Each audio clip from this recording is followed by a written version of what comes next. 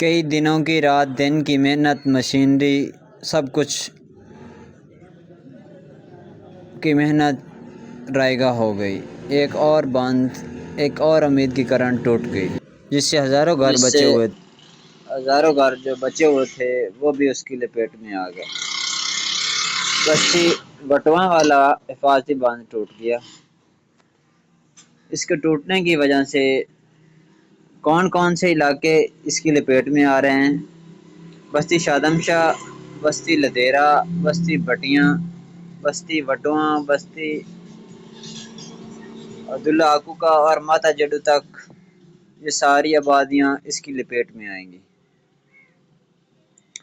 تمام دوست جنہوں نے سامان اٹھا لیا اچھی بات ہے، باقی سب لوگ اپنا مال مویشی سامان لے کے محفوظ مقام پر منتقل ہو جائیں۔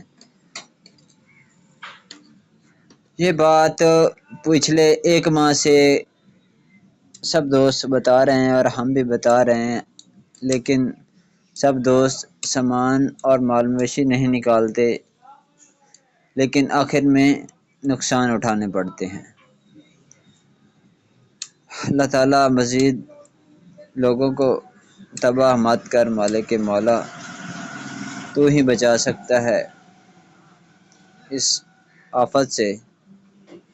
ہمارے پاس اس سے لڑنے کا کوئی اور راستہ نہیں رہ گیا۔ پیچھے اس نے لاکھوں گھر برباد کر دیے۔